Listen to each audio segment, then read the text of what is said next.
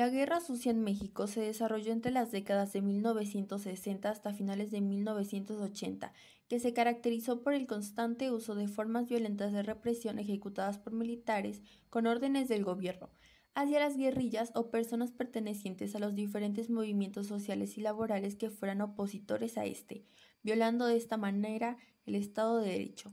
Su nombre deriva de los métodos sucios que usaban las autoridades para silenciar a estos grupos y tiene relación con la llamada dictadura perfecta sostenida por el Partido Revolucionario Institucional que gobernó el país durante 70 años.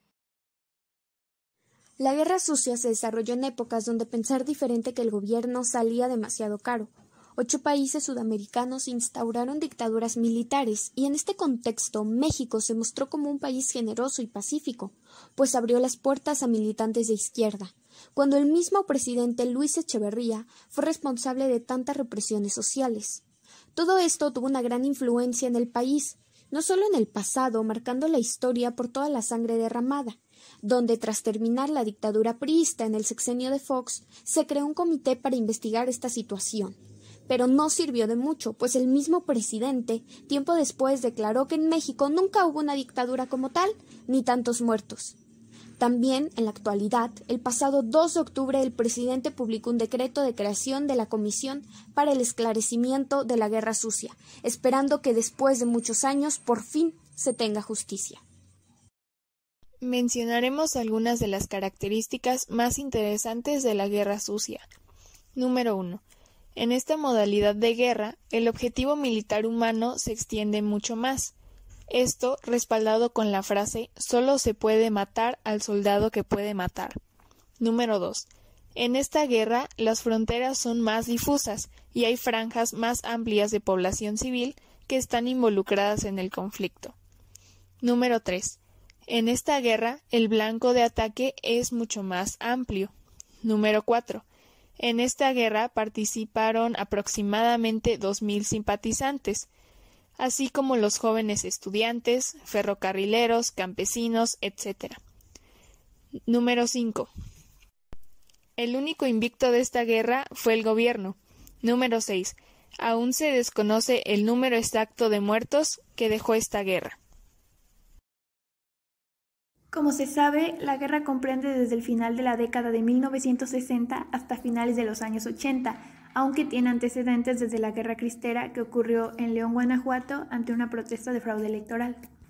A partir del movimiento ferrocarrilero del 58, se comenzaron a levantar por el país movimientos guerrilleros, entre ellos la organización guerrillera llamada Liga Comunista 23 de septiembre, la cual fue operada desde Guadalajara y con militantes en las principales ciudades de México.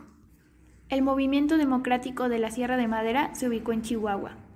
En 1964, estudiantes normalistas, profesores y colonos organizados por la dirigencia estatal de la UGOCM de Chihuahua apoyaron nuevas invasiones de tierras realizadas por campesinos a diversos predios, así como a terrenos agrícolas dentro de la jurisdicción de los municipios de Madera, Casas Grandes, Guerrero, San Buenaventura, Villa Ahumada, Gómez Farías, Cuauhtémoc, Ciudad Delicias, Meoqui, Camargo y Jiménez, así como los ranchos cercanos a los poblados de Ojo Laguna, Cebadilla de Dolores y San Francisco Conchos. El Grupo Popular Guerrillero estableció una casa de seguridad en el Distrito Federal en 1965.